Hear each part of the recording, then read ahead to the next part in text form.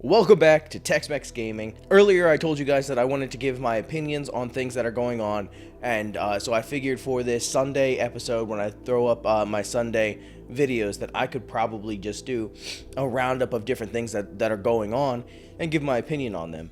So I've got three things that I'd like to talk about today. Number one is the Mortal Kombat images for the movie that's been coming out. I want to put my input on that and the Mortal Kombat franchise. I also want to talk about Hogwarts Legacy and the fact that it was postponed. And I also want to talk about Star Wars and how people have the idea that the Star Wars games are now saved. So if you want to see more content like this, if you want to watch some streams, I do some live streams of Call of Duty. If you want to watch some of my Call of Duty clips, gun builds, whatever, go ahead and hit that subscribe button, hit that notification bell right next to it so that you're notified every time I post a video and every time I go live. So with that being said, let's get started. I want to start out talking about the Mortal Kombat images that popped up from the James Wan, I think is who's directing it, the James Wan Mortal Kombat movie. You have a couple stills from the movie. You've got Sonya Blade doing something to somebody. I didn't actually get a good look at it because I was just kind of glancing at it with the little time that I had. Then you saw Kano as well. You got a very small glimpse of Sub-Zero. I mean, most of the image is covered by ice, so you could only see so much. And you also got an image of Jax, and Jax looks really cool in my opinion. And then you also got a picture of Liu Kang and Kung Lao. Now, I myself am really excited for this movie. Now, it's for two reasons. Number one is because I liked the old movies. I really enjoyed them, and I think that bringing the movies into a modern light is just going to do so much for the cinematography. This is going to be able to do a lot more in regards to special effects, choreography, just a bunch of different things. But the second reason I'm really excited is because I really love the Mortal Kombat storyline. Each and every character has an interesting story to tell, and they follow a certain path that is interesting to follow. And there are a lot of characters in the Mortal Kombat universe that I don't think get enough attention or respect from the developers now. So with Mortal Kombat 10, I absolutely loved the progression of the story. Taking Mortal Kombat into another generation and introducing new characters, fleshing out stories from older characters, and just kind of growing the entire Mortal Kombat world from that point. And then we got to Mortal Kombat 11, and with time travel, they did sort of a soft reboot type of deal. I don't know. It is a terrible story in Mortal Kombat 11, and I'm hoping that this movie can really make up for the lack of a good story we got in Mortal Kombat 11. The gameplay for 11 was really good, really fun, but I wanted more. I'm a story nerd. I prefer to get a lot more of the story rather than just like the punching and kicking. Like, oh yeah, it's fun, whatever. It's only fun for a little bit. It's monotonous, it's repetitive. And moving on to the next one, I just want to talk about Hogwarts Legacy. Now, I'm a huge Harry Potter fan. I'm a huge Wizarding World fan. I really like Fantastic Beasts. I love Harry Potter. I really want there to be more to the Wizarding World. I wish that J.K. Rowling or somebody, if J.K. would give the rights to other people, could kind of expand on the Wizarding World like, I don't know, the Star Wars franchise has been able to expand into comic books, video games, novels, movies, TV shows. I want Harry Potter and the Wizarding World to do stuff like that. I mean, could you imagine like an inspiring sports movie that revolves around like Quidditch or something? Like, I don't know. I think that would be really cool.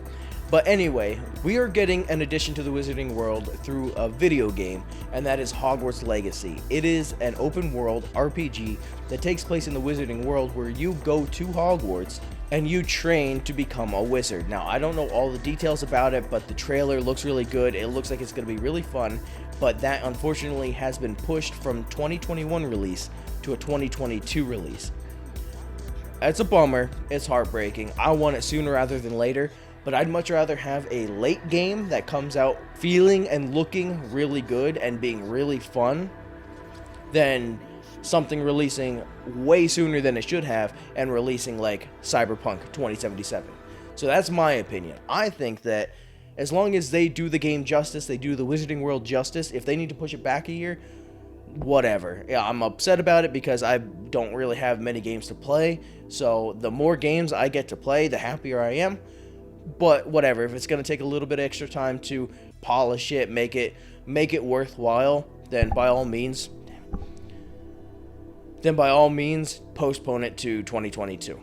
So moving on to the final thing I want to talk about is Lucasfilm Games. So, as some of you may know, Lucasfilm Games is kind of giving the rights to Star Wars to other video game developers and not just EA. In the past couple years, it's just been EA that's been responsible and solely had the licensing rights to the Star Wars franchise. So that's when we got Battlefront 2, we got Squadrons, and Jedi Fallen Order. Now, Jedi Fallen Order was kind of a diamond in the rough. Now, some of the other games might have been absolutely amazing, and I do enjoy Squadrons, but EA made it known that they are just a big corporation that's trying to suck as much money out of their consumers as they possibly can. That's where you get the microtransactions, that's where you get the pay-to-win stuff, that's where you get the live service type gameplay, that's where you get a lot of stuff, a lot of things that should be part of the game stuck behind a paywall. So you have to pay to get that stuff. You have to pay to win. They just want to microtransaction the hell out of you. And that's their goal. And a lot of people don't like EA because of that. So they've been wanting other people to kind of take the reins. They want other developers to kind of get the rights to Star Wars so that they could start making Star Wars games that aren't revolved around microtransactions, similar to that of Star Wars Jedi Fallen Order.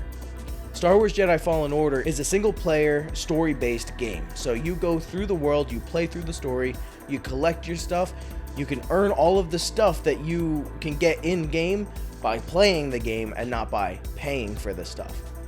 And that's what a lot of people want. So people are rejoicing now that Ubisoft has actually gotten the rights to make an open-world Star Wars RPG. Now that sounds fine and dandy, but why are you excited when you trade it off from a large corporation that cares about microtransactions and putting content behind a paywall for a large corporation that only cares about taking money away from you by microtransactioning the hell out of you by putting content behind a paywall? Not only does Ubisoft and EA only care about draining money from your wallets through microtransactions, they have the same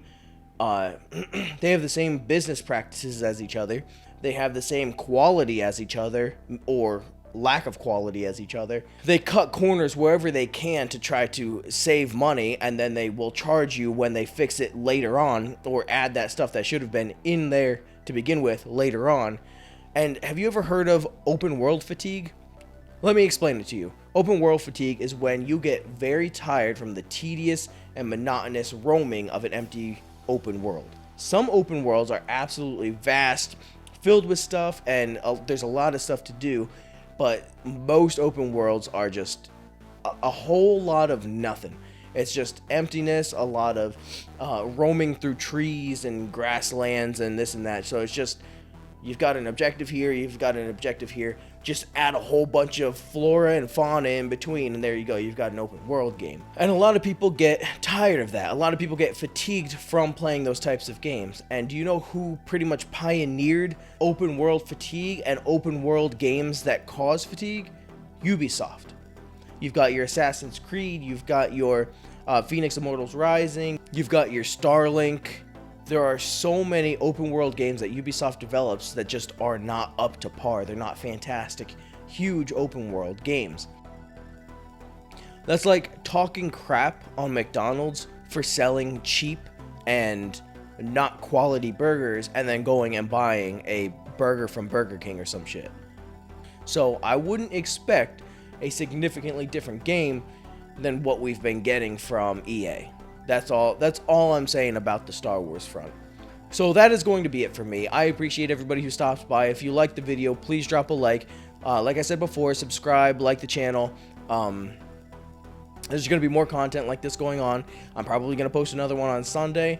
But before then, I'm going to see you guys again on Thursday for Warzone Wednesdays on Thursday. So Again, thank you guys for stopping, and I'll see you guys on Thursday.